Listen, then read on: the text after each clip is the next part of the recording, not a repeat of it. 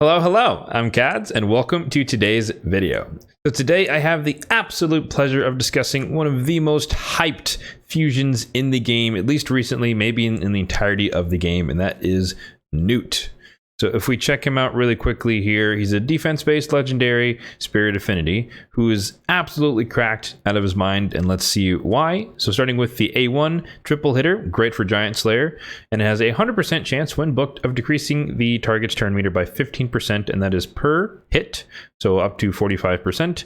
And if it's not decreased, or the turn meter is not decreased, then each hit has a 100% chance of placing a freeze. So he is super solid for normal mode Fire Knight, and also super solid for hard mode Fire Knight. In addition, on the A2, it has an AoE here where you can place 100% chance of placing decreased attack, as well as a big version of weaken, and he also places counterattack on himself for 2 turns, which can allow him to do more A1s potentially. But the big kahuna is the A3 here. Blessed Bash attacks one enemy 3 times, another triple hitter, once again great for the Fire Knight, but each hit will decrease the target's defense by 3%, stacks all the way up to 30%, and it heals him by 30% of the damage dealt.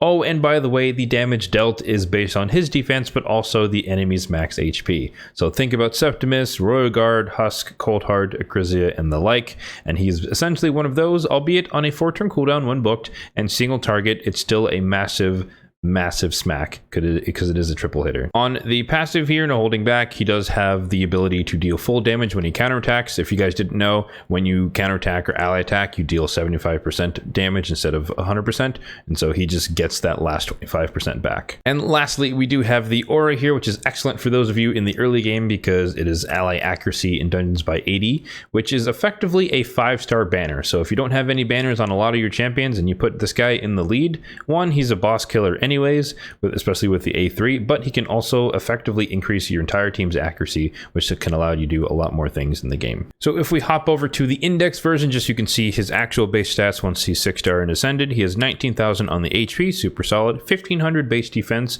really good base defense, 99 on the speed, which is on the slower side, but still decent, and he has a little bit of extra resistance and a little bit of extra accuracy. So if I haven't made it clear by now, this is the champion you definitely want to make sure that you can try your hardest to get, and this is the fusion outline here. It will consist of 3 force epics and 1 void epic, as well as the subsequent rares.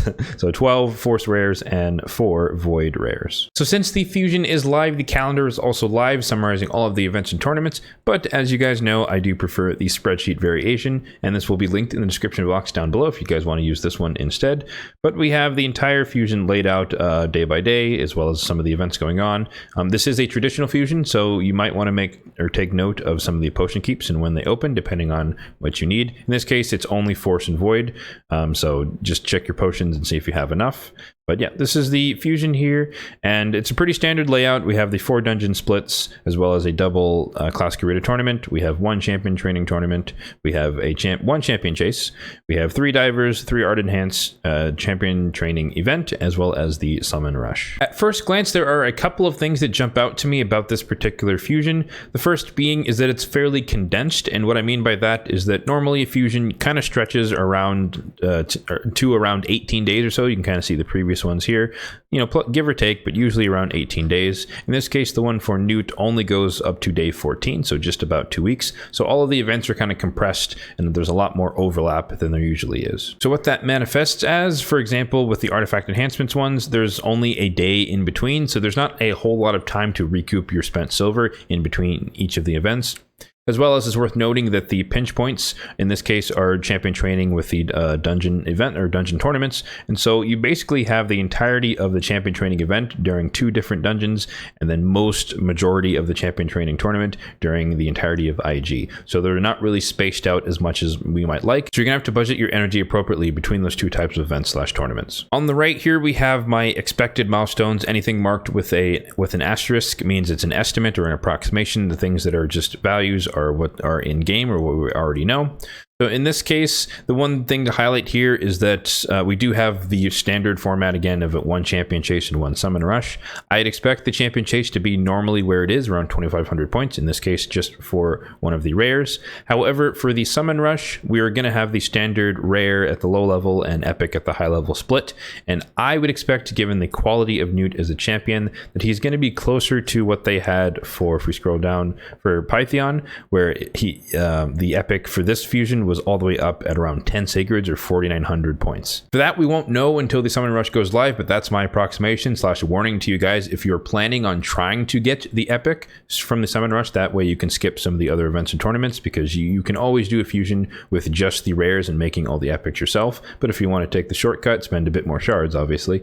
But if you want to take the shortcut, you can get the epic and potentially skip some of the artifact enhancements, some of the dungeon divers, depending on which needs you have. So the point being that I expect a relatively higher summon rush maximum for that epic, just because of the quality of the champion. So just be forewarned and prepare accordingly. The last thing to note is that the ender for this fusion is actually the champion chase tournament, which should coincide with 2x sacreds. And the reason this is significant, if we hop back over into the game, is that you have the opportunity, once you gather majority of the rares, you have the opportunity to fuse 3 of these forced epics here and get credit for those points towards the champion chase to get the last rare, which is void rare, towards the last champion here, the last epic. So if you play your cards correctly and you plan appropriately, that means you can knock off 750 points out of the expected 2,500 towards the rare from the champion chase, and that is essentially equivalent of 3 bad rolls for sacred shards. If you also did some prep like myself, that means you can combine this with some of the existing fusions in the game, so Relic Keeper namely,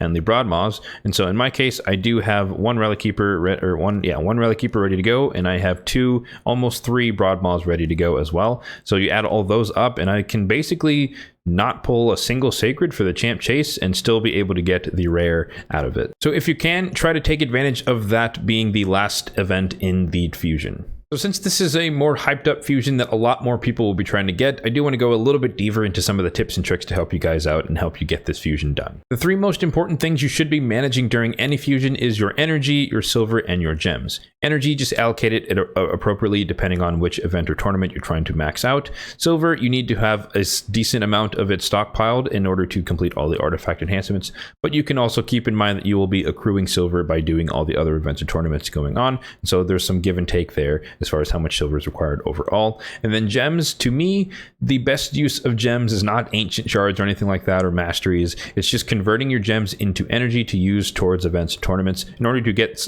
some supplies back, but also to get the resources that you need to complete fusions and do other things in the game. So in terms of what's going on in the game right this second, we do have the champion training event, we have an artifact enhancement event, we have a dungeon diver starting tomorrow, and we do also have a spider tournament going on coinciding with these 2. Now, it would be somewhat advisable to hold off on some of your energy usage. If it's going to expire today, then obviously you have to find some use for it, but you want to use the bulk of your energy, if you can, tomorrow after the dungeon divers has begun. That way you can double dip as far as getting dungeon divers points while you're getting credit for champion training, running your champions through campaign and getting those shields, as well as completing the spider tournament and getting all the points for those artifacts. For the champion training event itself, you don't always have to do this, but I recommend it if you can, because as the tome chaser that I am, it's always nice to get legendary tomes.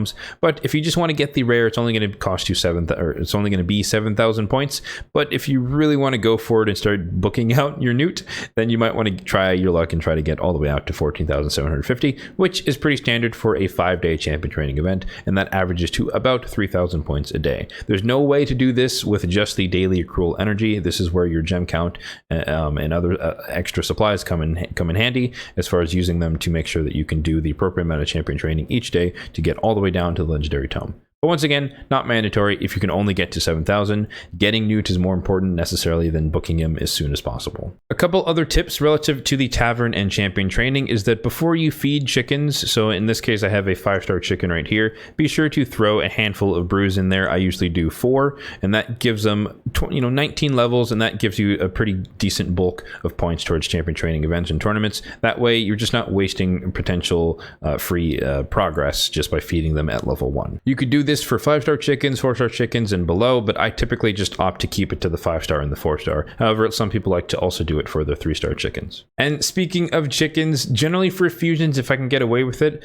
I try to use as many of these static chickens as I possibly can, just because I don't want to have to farm the food manually, which wastes a bunch of, not wastes, but it uses a bunch of energy in order to make a bunch of food that I'm just throwing away into the fusion. So I'd rather use the ones that they just give out for free and that we stack up over time. So as an example here, if we pretend that this Bloodhorn here was one of the fusion rares, I would just come in here once he's level 30. I do that part in the campaign, but I would just use the pre-made chickens here and get him to level 40, then ascend him, and he's ready to go for the fusion purpose. Similarly, if I had the fusion epic, I would still come in here as well and just use my 4-star chickens instead of, again, farming the food myself, just because they are available. And generally speaking, I usually make chickens when I'm making 6 stars, just because I need to recoup the silver from running champions in campaign. But for the fusions, I want to save as much energy as possible for the events themselves, and so I'm more willing to burn all of these static resources. For artifact enhancement, the general purpose is to upgrade your gear, spend some silver on that, and then get points towards the events. But there are a handful of strategies to kind of optimize that process. So one of them is just taking gear from level 12, like this weapon here, take it from level 12 to 16, because you only get points for every 4 levels, so 4, 8, 12, and 16, 16 being the most points. An alternative to that is if you pre-level your stuff up to 15, because again, you only get points every 4 levels, so taking it to 15 doesn't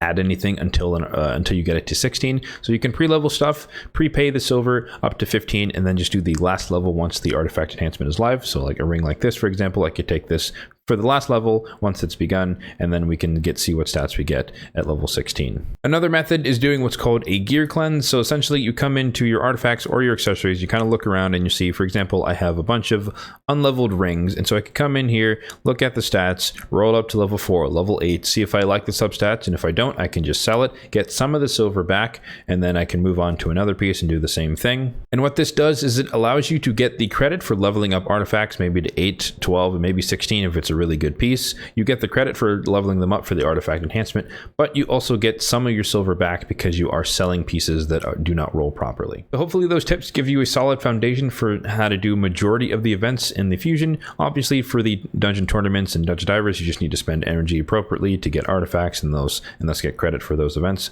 So those aren't really too complicated. And then for the shard events, you need to have the appropriate amount of shards that you might need to get whichever milestone you're going for. Another reason to hold off on spending your energy is that we do also have a CVC starting tomorrow that is non-personal rewards, but nonetheless, you're going to get a decent amount of points for running Spider in particular, as well as doing any and all champion training. If you were wondering how I plan to spend my energy in particular, you can always see that at the bottom of the spreadsheet for each of the fusions, where I have outlined my energy plan. So you can see we're starting off with mostly focusing on champion training, and then once CVC begins, I'll switch more into working on some Spider. Another helpful tab in this spreadsheet is the fusion potion calculator. So here you can see we're focusing on Gnut, our current fusion, and this tab just helps you figure out how many potions you're going to need. So feel free to take a screenshot of this table here, which is the output. But we have Gnut here, and noting that we do have 3 Force Epics and 1 Void Epic, as well as 12 Force Rares and 4 Void Rares. So when you add those all up into what's required to send all the rares to 4-star and all of the epics to 5-star, you get the output of this table here. So for myself in particular, I happen to not have that many Force champions or Void champions leveled, and so I have a ton of those superior potions, so I'm not really concerned about that. But probably during CVC, there is a 2x on potion keeps, so I'll probably do a couple energy refills into arcanes and just kind of stockpile that to make sure that I have enough. Alrighty, so that's going to do it for today's video detailing my fusion plan and recommendations for getting the Gnut fusion complete. He is most certainly an awesome fusion, probably one of the best in the game, so I highly recommend going for him if you do have the supplies to do so. If you are going for him, then let me know in the comment section down below how hyped you are to get this guy on your account. As always, if you found this video helpful, then be sure to hit that like button down below, and if you enjoyed the video, then be sure to hit that subscribe button down below as well. I should remind you guys that we are on the road to 1,000 subscribers, hopefully by the end of 2023, so we are majority of the way there, but there's still a way to go. So if you are not one of the lovely 640 subscribers, then once again, be sure to hit that button down below. Thanks for watching, and have a good one.